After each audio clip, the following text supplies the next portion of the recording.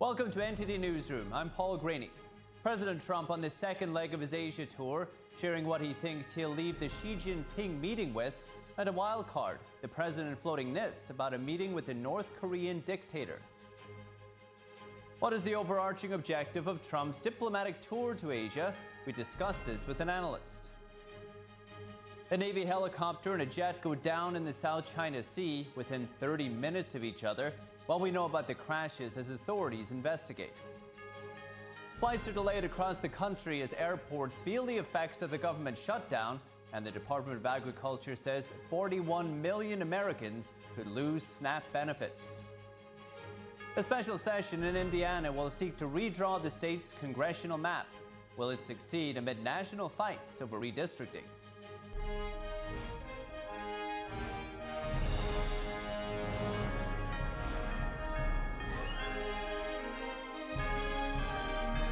This is NTD Newsroom, live from our global headquarters in New York City. It's great to have you here this Monday afternoon.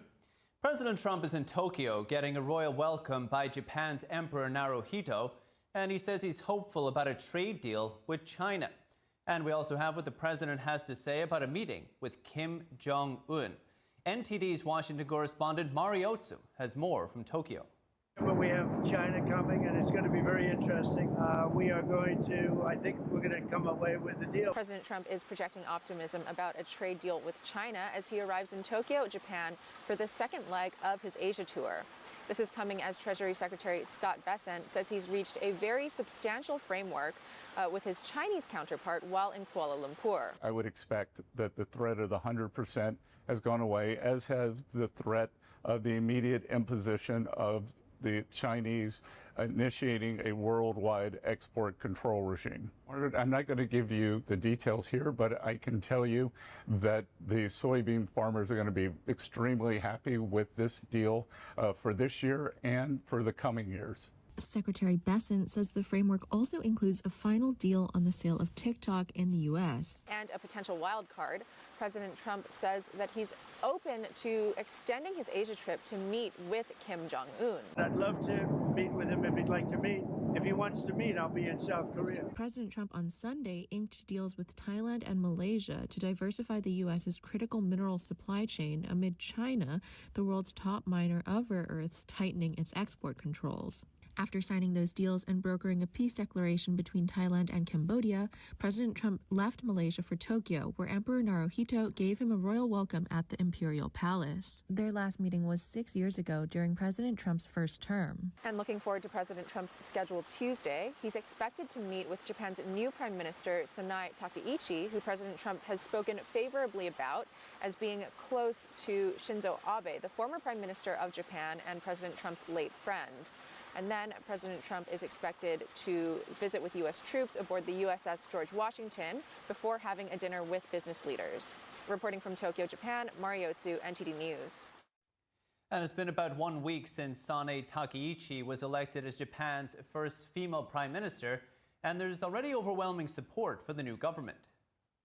The latest Nikkei TV Tokyo poll found nearly 3/4 of respondents support Takaichi's cabinet. This is one of the highest ratings of any new cabinet since 2002. Compare this to the 51% initial support for the previous government of Shigeru Ishiba. Ishiba resigned last month after his party failed to secure a majority in the upper house in a parliamentary election. As for Takaichi, she's backed by a new coalition of the Liberal Democratic Party and the Japan Innovation Party. More than half of respondents in the survey approved of her cabinet member choices and top LDP officers. The new hope for Japan's prime minister is playing out in the markets, too. For the first time ever, Japan's benchmark Nikkei 225 stock average closed above 50,000. For the first time ever, Japan's benchmark Nikkei 225 stock average closed above 50,000. An investment firm explained that the high approval ratings are boosting investor confidence about political stability and supported investor sentiment. There are critics of Takaichi's government, too. A disapproval rating came in at about 20% from the new poll. The most common reason was because of the LDP-led cabinet. And while aboard Air Force One on his way to Japan, President Trump discussed Russian missiles. Russia said this week that they've tested a new missile that can go more than 8,000 miles. Is that saber rattling for you? What is that? They know we have a nuclear submarine, the greatest in the world, right off their shore. So, I mean, it doesn't have to go 8,000 miles. And they're not playing games with us. We're not playing games with them either. Putin said yesterday Russia had successfully tested a nuclear-powered cruise missile. Moscow says it can pierce any defense shield, adding that the missile flew over 8,000 miles. Trump said today that Putin should end the war in Ukraine instead of testing a nuclear-powered missile. The president also said he recently had an MRI done and that the results were perfect. The United States and China have agreed on a framework for a new trade deal, marking a potential breakthrough in one of the world's most consequential economic relationships. NTD's Daniel Monahan has more on that and other key trade developments from the president's Asia tour. President Trump says he's confident of hashing out a deal with Chinese Communist Party leader Xi Jinping when they meet in the coming days. Treasury Secretary Scott Bessent and Trade Representative Jameson Greer met with top Chinese officials on the sidelines of the ASEAN summit in Malaysia. Here's Bessent on NBC News yesterday. We've created a framework for the two leaders to discuss on Thursday in Korea. Bessent says the upcoming talks will go beyond trade, touching on broader international issues as well. I think that they will also be discussing President Trump's global peace plan that he's been so successful at, both here in Asia, the Middle East, and now he's looking to Ukraine, Russia. Both sides are looking to avert an escalation of their trade war after Trump threatened new 100% tariffs on Chinese goods and other trade curbs starting on November 1st. That was in retaliation for China's expanded export controls on rare earth magnets and minerals. Bessent called the 100% tariffs Trump threatened China with old news. I think we will be able to discuss them helping us get this terrible fentanyl crisis under control. I think we are going to be able to discuss substantial soybean and ag purchases for our American farmers. I think we are going to be able to discuss more balanced trade. Meanwhile, a group of Chinese H-6K bombers recently flew near Taiwan to practice what the Chinese called confrontation drills. Chinese state media reported the move yesterday, publicizing the action just a few days before Trump is due to meet Xi in South Korea. The HSK is a strategic bomber that can carry nuclear weapons. Taiwan's defense ministry denounced the report as a propaganda ploy aimed at intimidation. Daniel Monahan, NTD News. And two U.S. Navy aircraft went down in the South China Sea yesterday. The two crashes came within an hour of each other. First, a Seahawk helicopter crashed at 2:45 p.m. local time. Officials from the U.S. Pacific Fleet say it was conducting routine operations.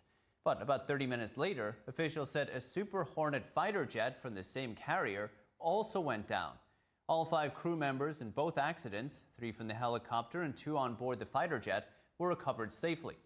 The crashes are under investigation. No further details about possible causes have been released. And speaking to reporters aboard Air Force One, President Trump said the crashes could have been caused by what he called bad fuel. He ruled out foul play and said there was nothing to hide. And Trump and China's Xi Jinping will meet on the sidelines of the APEC summit in South Korea. Joining us to discuss is Yuichiro Kakutani, policy advisor on China and the Indo-Pacific to the Heritage Foundation's Asia Studies Center. Sir, good morning. Good morning. And the Trump administration recently launched an investigation into whether China has fulfilled phase 1 of its trade agreement with Trump during the first term. But did they? I think the answer is pretty clear, and we know what the investigation is going to say. You know, the Chinese did not fulfill their end of their bargain. And this just demonstrates that it's difficult to negotiate with the Chinese because whenever they sign an agreement and say, oh, we're going to keep up our end of their agreement, they rarely do.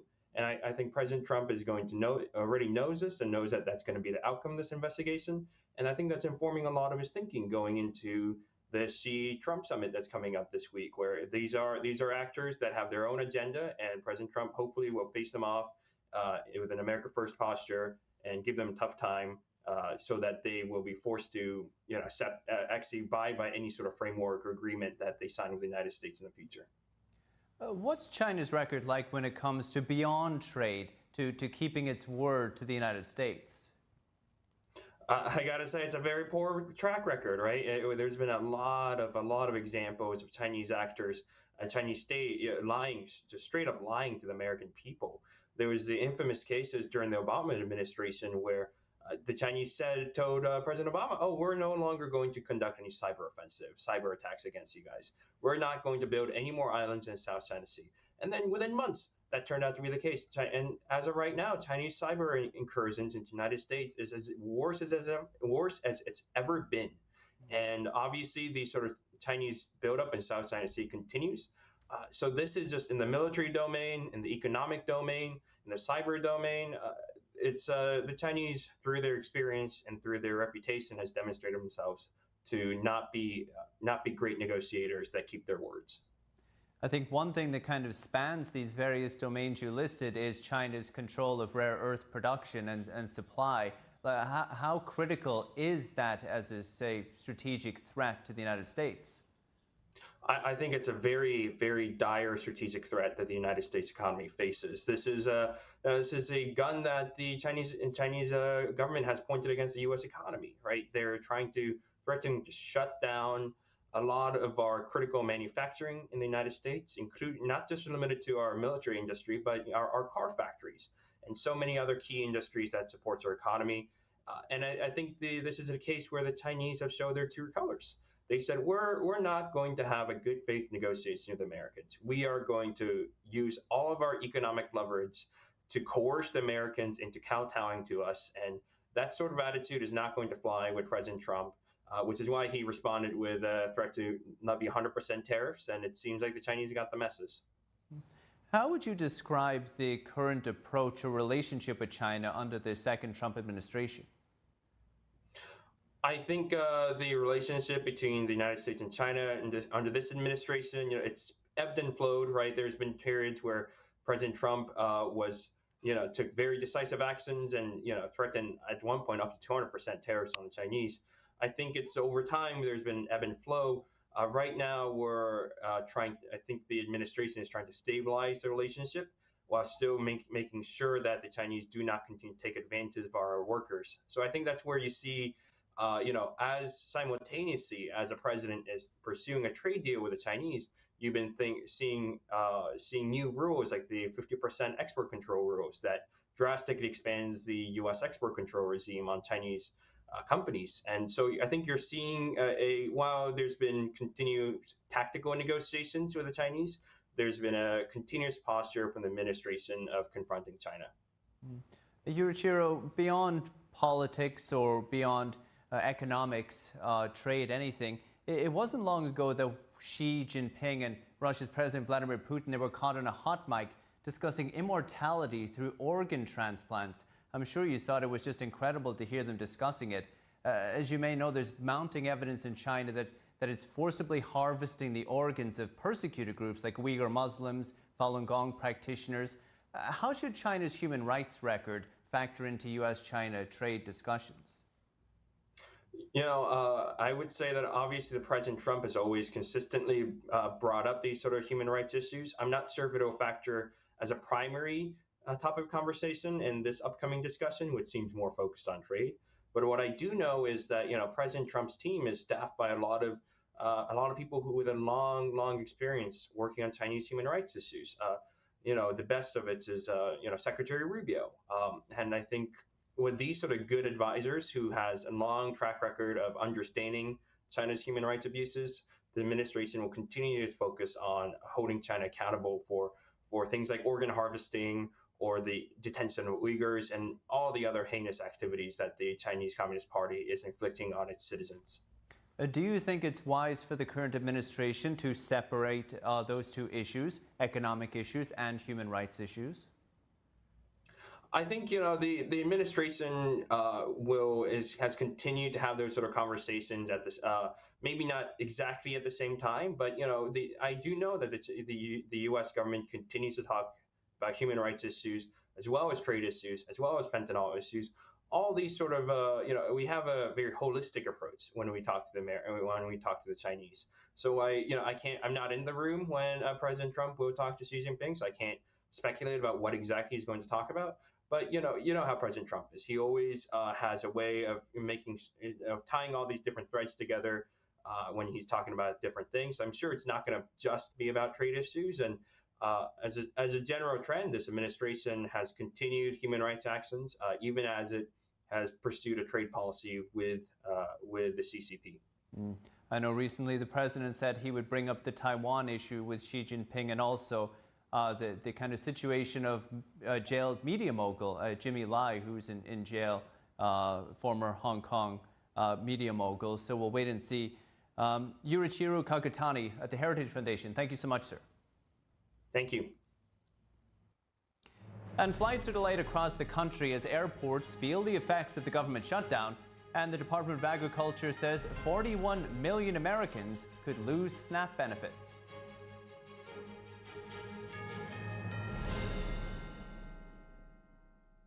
Shenyun Creations, the streaming platform from Shenyun, featuring world-class dance, past programs, and all original music.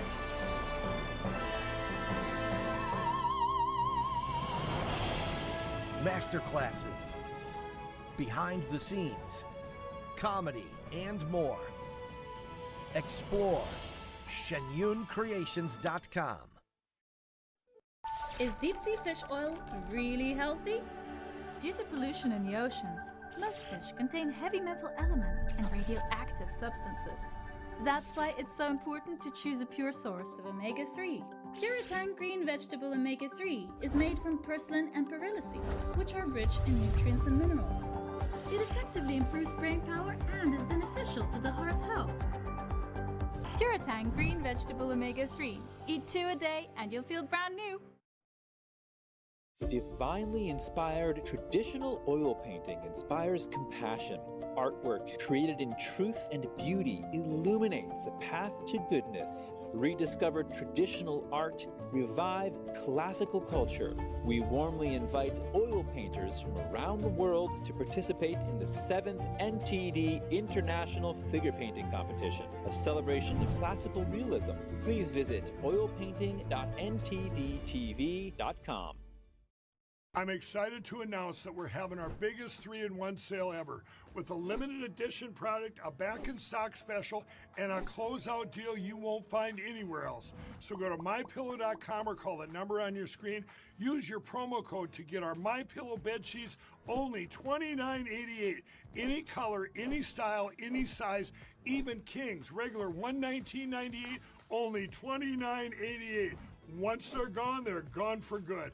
How about our My Towels? They're finally back in stock, but not for long. Get a 6-piece My Towel set, regular $69.98, now only $39.98. And for the first time and the only time ever, get our limited edition premium My Pillows. They're made with Giza cotton and designer gusset. Queens $17.98, Kings only $19.98. So go to mypillow.com or call the number on your screen. Use your promo code to get the best offers ever. Quantities are extremely limited, so order now.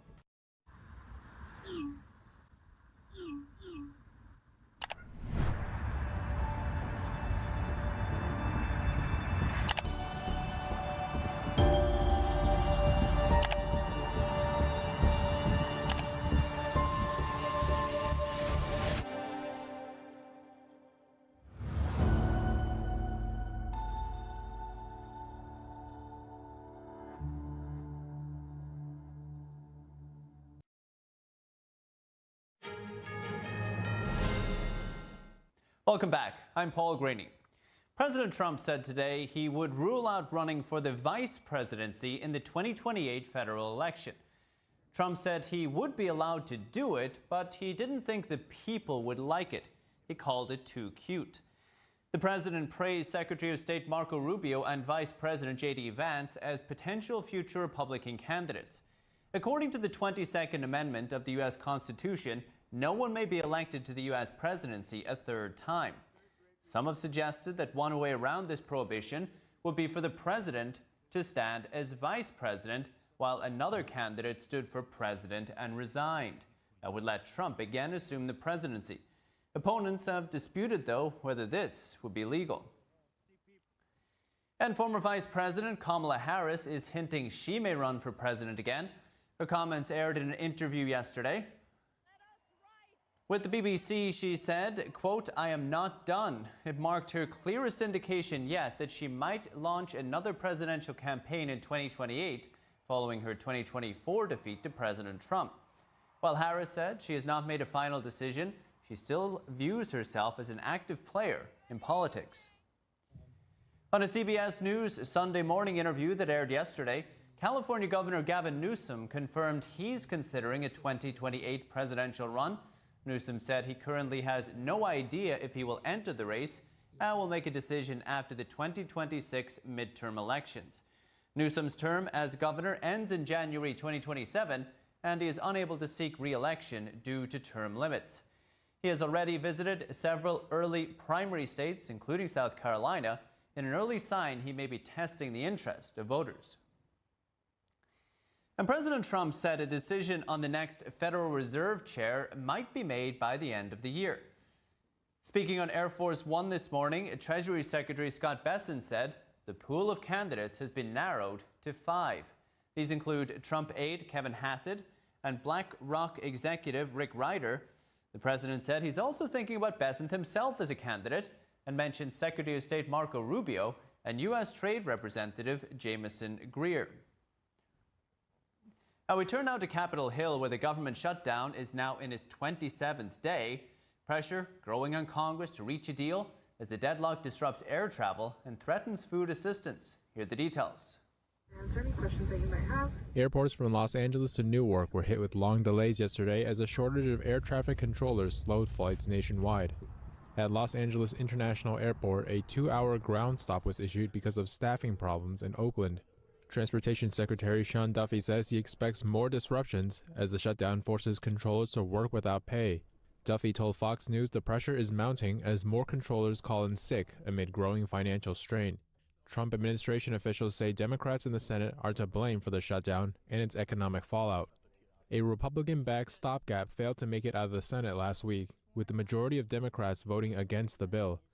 It was the 12th time a Senate vote on the plan failed. Treasury Secretary Scott Bessent told ABC News it's causing embarrassment on the world stage. It's a global embarrassment what these Democratic senators are doing, keeping the government shut down. Democrats are pushing back. They say Republicans need to consider their health care proposals, including addressing Affordable Care Act tax subsidies set to expire at the end of the year.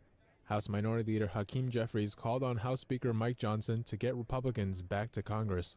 Our view as Democrats is that we want to sit down with anyone, anytime, any place, either at the Capitol or back at the White House, to reopen the government, to enact a bipartisan spending agreement that actually meets the needs of the American people, while at the same time decisively addressing the Republican health care crisis that is crushing the American people.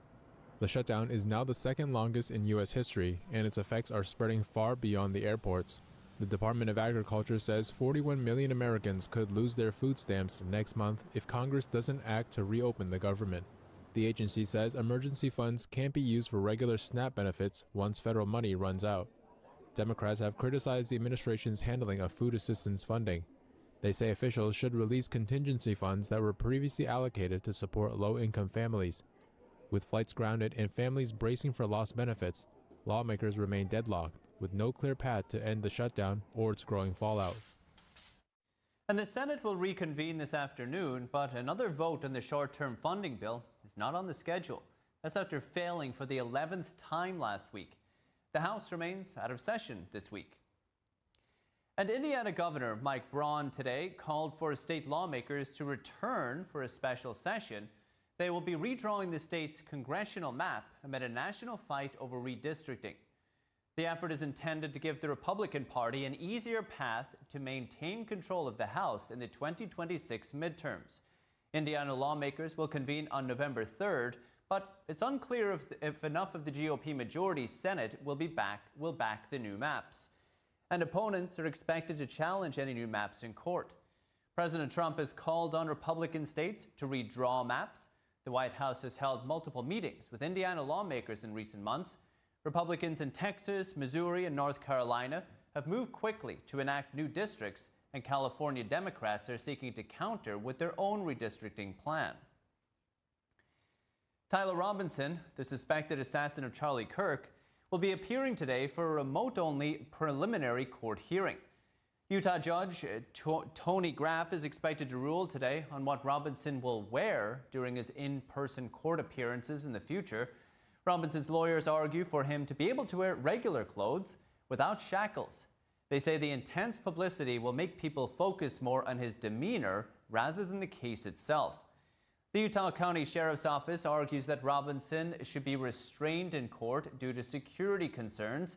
They might even have him appear remotely. Both sides agree that photos and videos inside the courtroom should be limited. Robinson is charged with aggravated murder in the assassination of Charlie Kirk. Prosecutors have said they will seek the death penalty.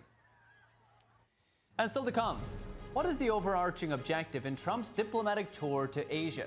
We discuss this with our guest coming up.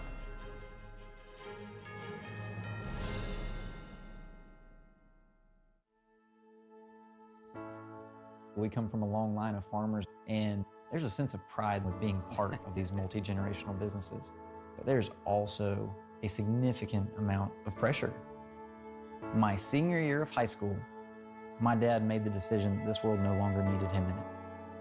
I don't know if he was overwhelmed by the bills and checks that weren't going to be coming in because of the strawberries dying off, but it breaks my heart that my dad made a permanent decision for a temporary issue. Don't feel like you have to go through it alone. Farmers have to take care of their physical and their mental health, because what's a farm without a farmer? In the mornings, that's my time. Watching the sun come up, I can have a cup of coffee and exercise if I want to. It helps me start the day with a sense of gratitude. Yay!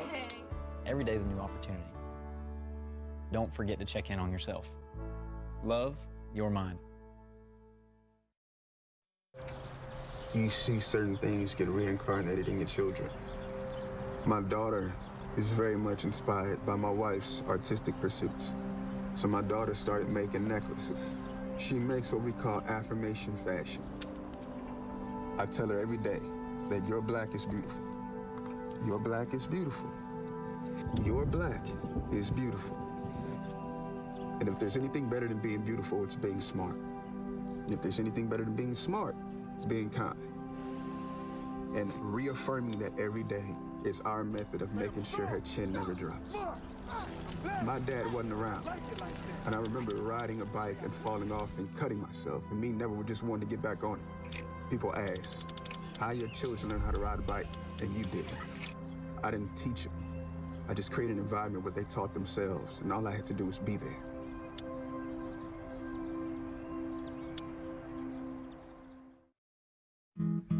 Where did the time go? Somehow I lost all those years. Where did the time go? I don't know how I got here. Or how did I get here?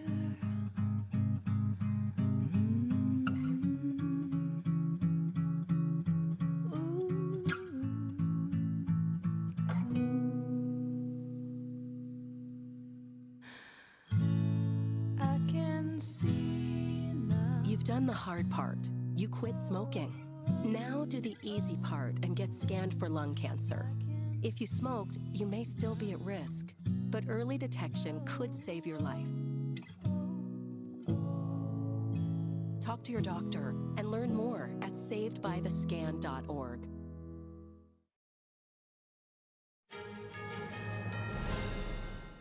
Welcome back. I'm Paul Graney.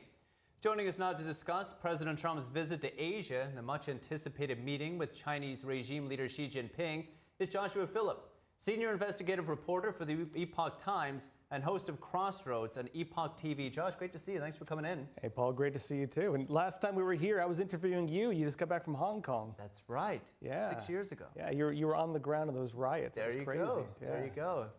What a time. Portland actually reminds me a little bit of that. Yeah, a little bit similar, yeah. Josh. Just they're fighting the opposite, of course. Just the opposite, yeah. Big trip for Trump in Asia this week. Looks like he's going to be meeting with Xi Jinping after all. What are you watching most closely?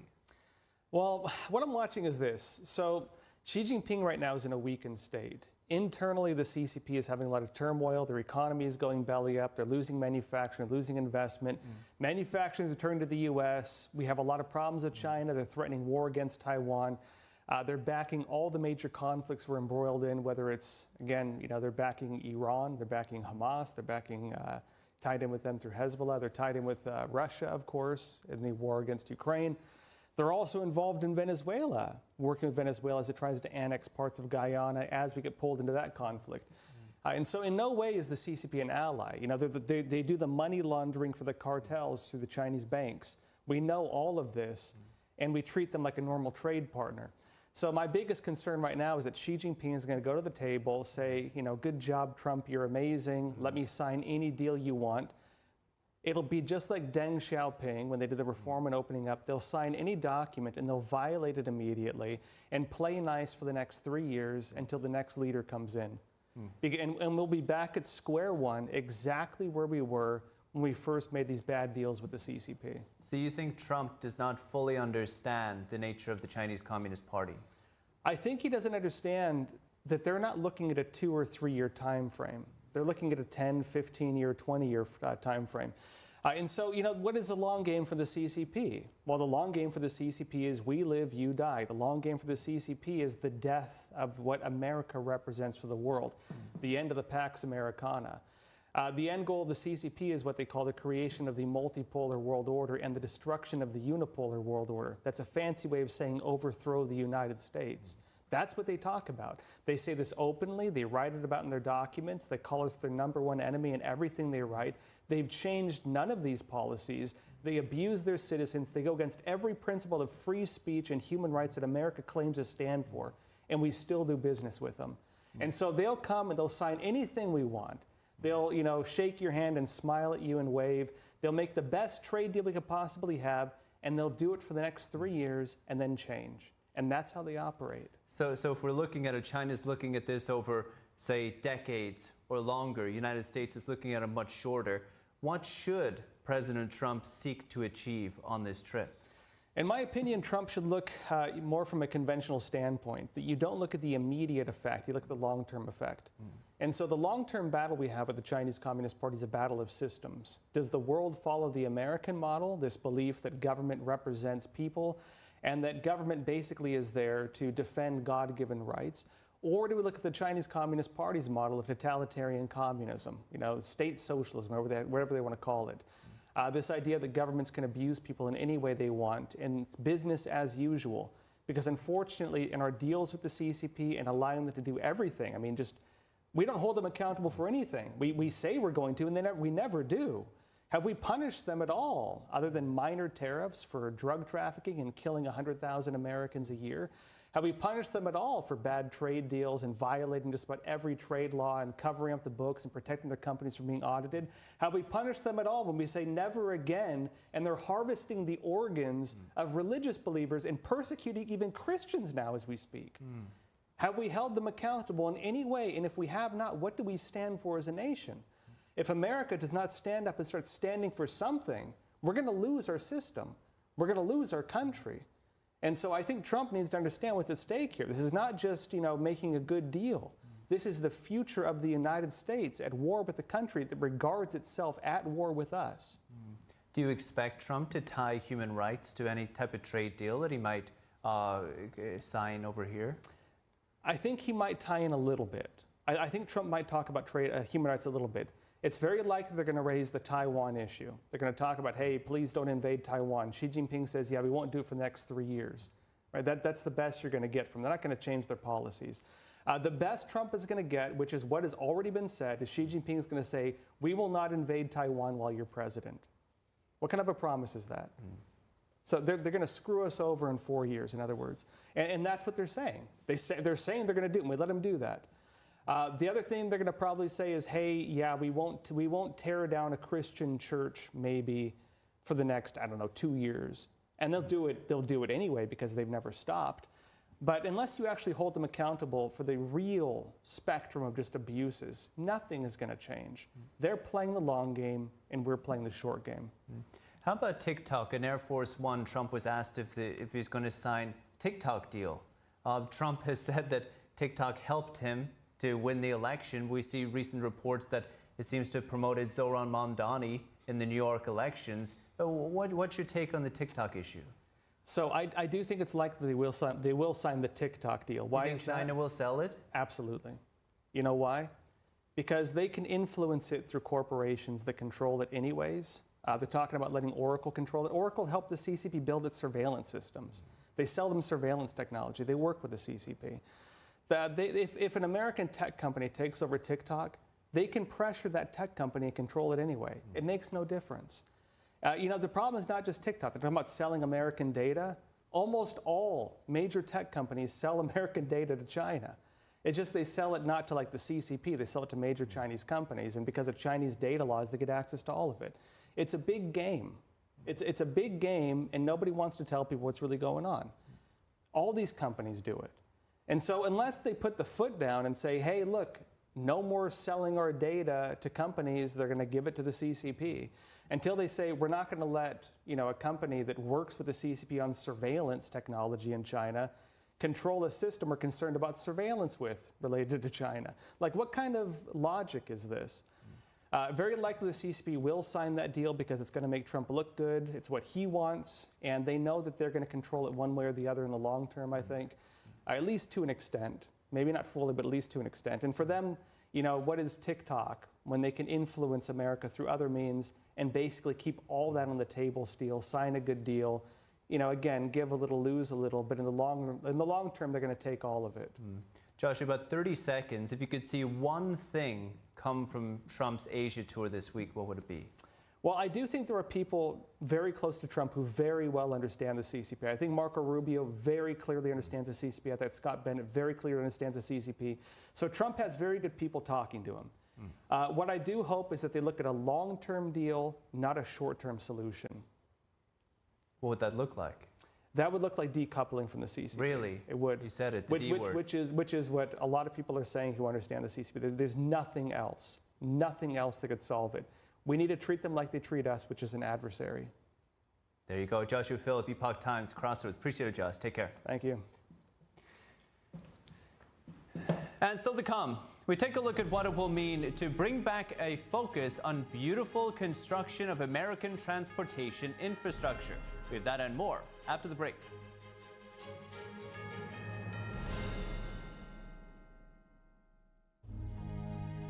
So at the age of 5, I was sexually molested. I had my first child at the age of 15 and became homeless at the age of 16. The scariest part about not having a place to live was having a child and not having a place to live and not knowing where our meal was going to come from and where we're going to sleep.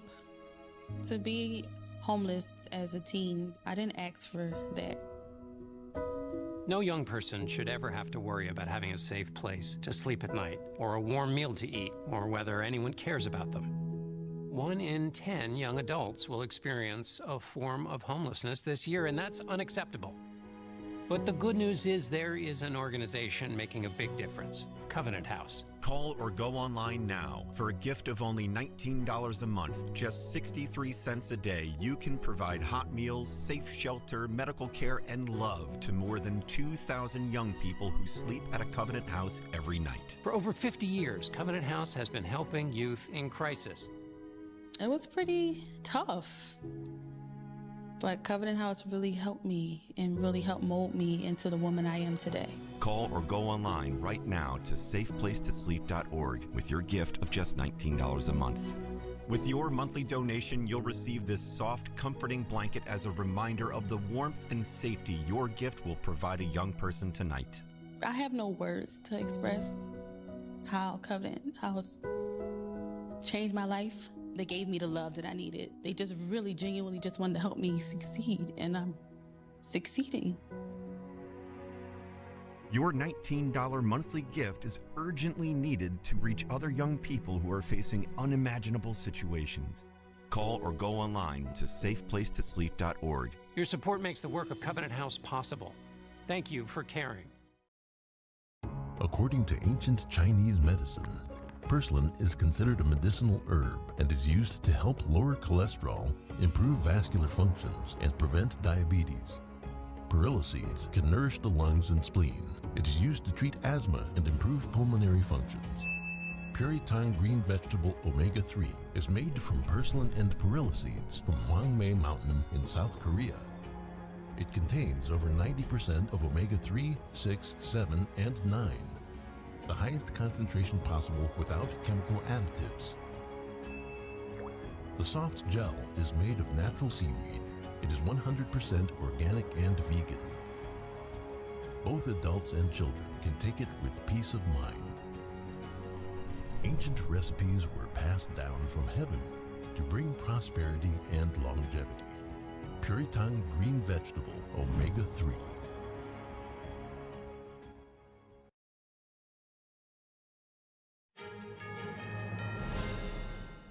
Welcome back. I'm Paul Graney. In Argentina, President Javier Milei's party is set to win a decisive victory in the midterm elections. In a victory speech, Milei hailed the win as a historic turning point for the nation.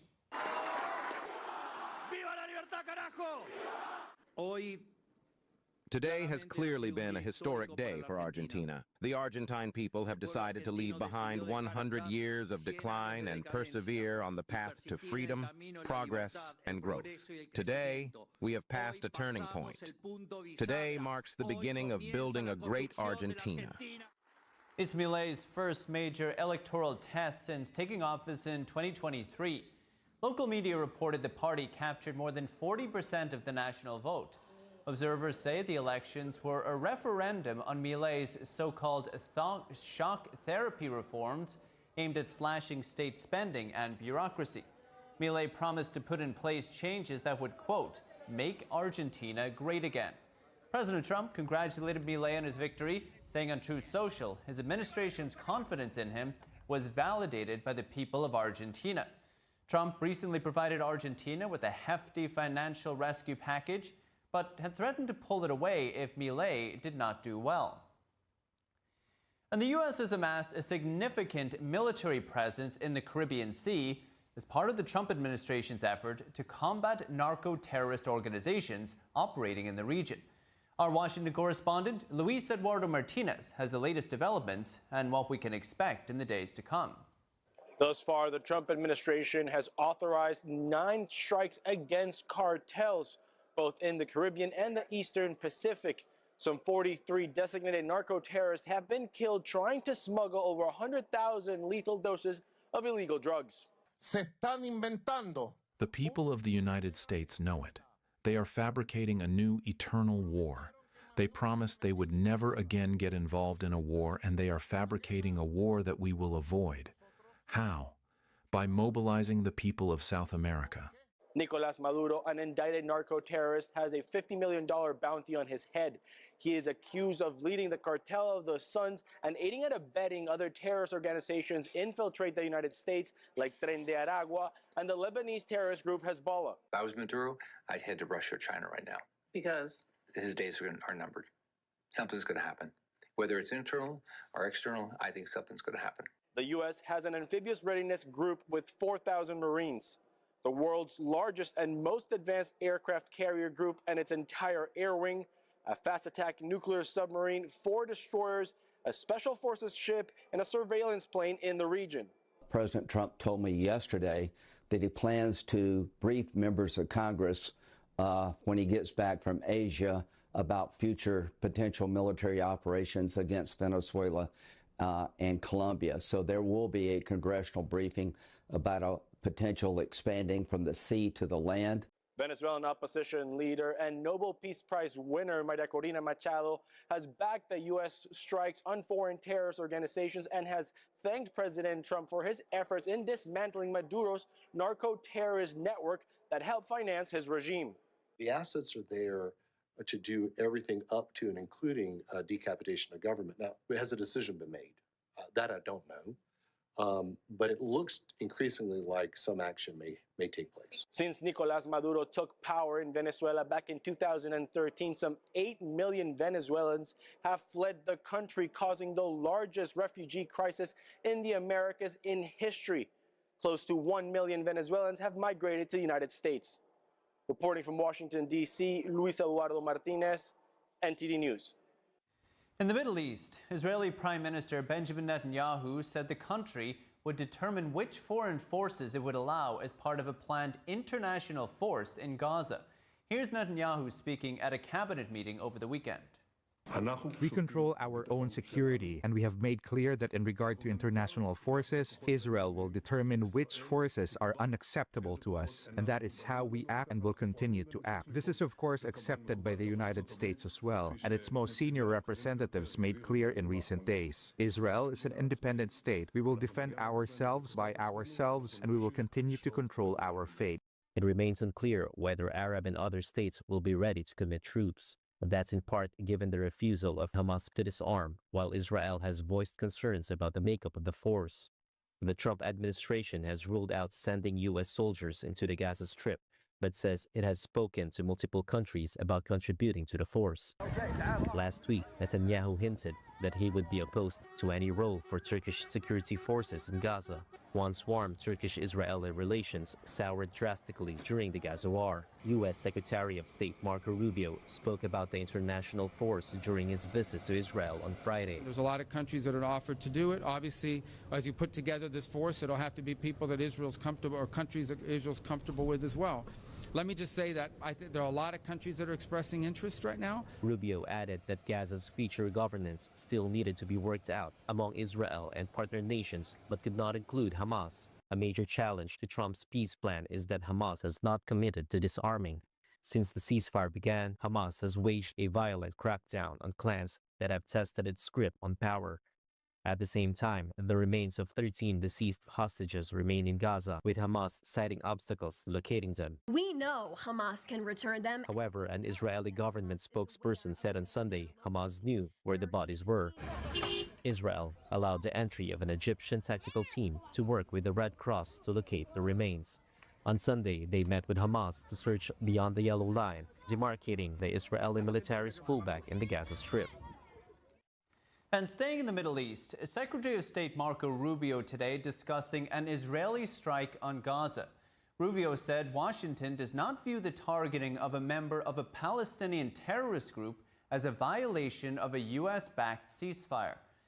Israel said it struck a member of the Islamic Jihad terror group on Saturday. It accused the individual of planning to attack Israeli troops. Islamic Jihad denied it was planning an attack, but Rubio says Israel has not surrendered its right to self-defense as part of the peace agreement. The Secretary of State says Jerusalem can respond to imminent threats. Rubio said the ceasefire in Gaza was based on obligations on both sides, repeating that Hamas must quickly return the remains of hostages who died in captivity. And a breakthrough in the Louvre Museum jewel heist. French police have arrested 2 suspects linked to the theft of royal jewels. They were caught while preparing to flee the country. NTD's international correspondent David Vives reports from Paris. French police have arrested 2 suspects who allegedly took part in the theft of the royal jewels from the Louvre Museum. Paris prosecutor's office says one was caught at Paris Charles de Gaulle airport as he tried to board a flight to Algeria. The other was reportedly preparing to travel to Mali. Both men were located in the northeastern suburbs of Paris and were already known to authorities for jewelry store robberies. Police had identified the 2 suspects last week and followed them in the hope of finding the stolen jewels. When officers realized they were about to flee France, they proceeded with the arrests. Police are also investigating a possible inside job, as one Louvre employee may have been an accomplice in the theft. Officers are now searching for 2 remaining suspects. The 4 thieves used a mechanical lift to reach a first-floor balcony of the Louvre's Gallery of Apollo, where they cut through a window using power tools. Investigators said they found about 150 DNA samples, including on a helmet and a glove, which led to the arrests. The stolen collection, worth over $100 million, includes a diamond tiara and a necklace once worn by Empress Eugénie, the wife of Napoleon III. The arrests mark an important first step toward recovering the jewels. Yes, it's important for our heritage. A week later, it does feel a bit late. We wonder how this could even happen, but it was important that the guys were caught. I think the main thing now is whether they can recover the jewels.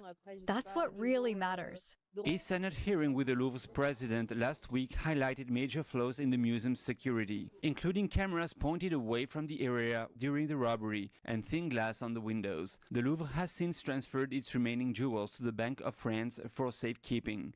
David Vives, NTD News, Paris. And Americans will adjust their clocks Sunday when daylight saving time ends at 2 a.m. local time. The annual change means people will have to tinker with their internal clocks too. NTD's Andrew Thomas has more. Americans will get an extra hour of shut-eye when the clocks roll back into Standard Time Sunday. Standard Time will last until March 8th, when daylight saving time returns. Jamie Zeitzer at Stanford's Center for Sleep and Circadian Sciences explains how our internal clocks keep ticking. You have a central circadian clock, and it is basically a clock that's inside your brain. And it's a 24-hour clock, or a near 24-hour clock, that needs to get synchronized to our 24-hour day. The American Medical Association and American Academy of Sleep Medicine have long advocated for Standard Time year-round. New research from Stanford finds that switching back and forth is the worst option for our health. Zeitzer says there's a natural remedy. Getting early morning light is great. So when you wake up, get that light, and that'll help accelerate the switch faster. If light first thing isn't feasible, there are other options. If you can, go outside. If not, try to be in a brightly lit room as much as possible, or sit by a window. This will help facilitate kind of shifting your clock faster in the fall. Most countries do not observe daylight saving time. In the US, Arizona and Hawaii don't change and stay on Standard Time. Andrew Thomas, NTD News. Matcha has become popular across the globe, featured in lattes, teas, ice creams, even cocktails. And in addition to flavor, some people are turning to the ingredient for its health benefits. NTD's Andrew Thomas has more on the finely ground Japanese green tea. Tea ceremony instructor Keiko Kaneko uses a small wooden spoon to place a dot of matcha into a porcelain bowl. She brews the Japanese green tea with hot water and a bamboo whisk. The spirit and philosophy of Japanese culture are concentrated in one bowl of matcha. I am very pleased that matcha has been introduced in many other cultures and been appreciated around the world. Matcha is a type of tea that's grown in shade, steamed, and then finely ground. Global Japanese Tea Association founder Anna Poyon explains the traditional version. It's a very delicate and complex tea. So that is produced with the idea to be drunk only with water, which is, well, the traditional way, like in the tea ceremony. Even if you don't have it in a tea ceremony, but just even at home for yourself. Poyon is hesitant about matcha's global appeal, not because of its popularity, but because she's a purist. If you mix that delicate tea with other things, with milk, with other ingredients, with sugar and so on, all these other ingredients will cover the taste of the tea. So it's a bit of a shame. But that isn't stopping large coffee purveyors like Starbucks. Its matcha creme frappuccino is made with additions including whole milk, whipped cream, and syrup, one of many popular iterations of the traditional beverage. Andrew Thomas, NTD News. A lot of matcha. And as the fall season settles across North America, Canadians are embracing the harvest spirit. In Vancouver, local farms are welcoming visitors with ripe pumpkins, corn mazes, and family-friendly autumn activities that are drawing crowds eager to enjoy the crisp seasonal air. Upon entering the farm, visitors are greeted by a small pumpkin-themed town, complete with a sheriff's office, a saloon, a schoolhouse, and a general store. Further along the path, a large pumpkin tower stands at the center of the display, drawing many people to pause and capture photos. It's beautiful to turn your laptop off for a day and come out here and enjoy the sunshine and the pumpkins and everything. Our theme has always been more of fall harvest, just focused on the agriculture and the beautiful fall scenes. We're here for the agriculture and just the enjoyment out there. The farm also features a range of seasonal activities. Visitors can be seen playing games with mini pumpkins, trying their aim at the ball toss station, and spending time outdoors in the crisp autumn air. It's incredible. This whole place is so much family-friendly activities. Like, there's stuff for little kids, there's stuff for adults, there's stuff for every kind here. I really feel appreciative about it. It's a nature, and we should all love to the nature. Whatever nature will give it to us, we'll give back to the nature too. 3, 2, 1. At one of the activity stations, visitors stop to watch a pumpkin cannon being fired at a stack of barrels. Each launch drew cheers and applause from spectators. I was so surprised, and it was my first time to see the situation. There's also the pumpkin launching there, so I can play, and then when the pumpkin launch starts being, I can run over and see it. In the animal area, goats wagged their tails as visitors approached, while cats played nearby and colorful pheasants paced through the enclosure. Visitors paused to pet the animals, enjoying a relaxing moment in the farm. It's pumpkin season. It's a refreshing experience for sure. NTD News, Canada. Fall fun. And after the break, President Trump issues a warning to Russia after Moscow tested a new nuclear weapon. We have that and more after the break.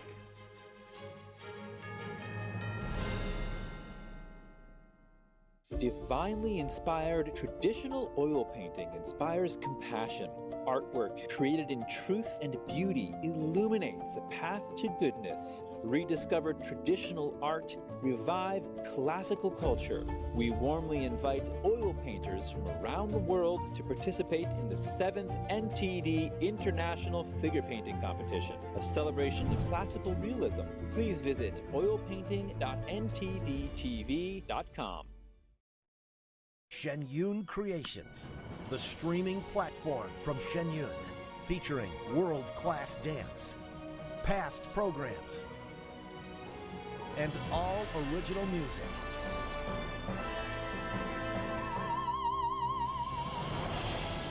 Masterclasses, behind the scenes, comedy, and more. Explore shenyuncreations.com. What if kids in America didn't have to go to bed hungry tonight? What if our moms, dads, and grandparents could put healthy food on the table every day to help us grow strong? What if all of our friends and neighbors had fresh food too, and there was no hunger at all in America? And what if there was a way today for you to help? Call now or go online to helpfeedingamerica.org and give $19 a month, just 63 cents a day. So many of us don't have enough food to eat, but your monthly gift means families across the country and in your community can fill plates with food. Kids can get healthy meals year-round, even when school's out, and our neighbors can have fresh food. Food that moms, dads, entire families need to thrive. But right now, more people are facing hunger. Feeding America works from coast to coast with partner food banks, food pantries, and meal programs. It takes all of us to make that happen. Will you help too? Please call the number on your screen or go online to helpfeedingamerica.org and give just $19 a month, and we'll send you this free canvas grocery bag. It's our way of saying thank you for helping to end hunger for our neighbors. Because no kid, no mom or dad, nobody should go hungry in America. Nobody. So what if today was the day you could help nourish futures for our friends, our families, for all of us? Ending hunger is possible. What if we end it together? Call or give online today at helpfeedingamerica.org and your gift can be doubled. Thank you. NTD News, the fastest growing independent news source in America, bringing you breaking news from around the world. Expert analysis, investigative reporting, and original award-winning documentaries. We're known for our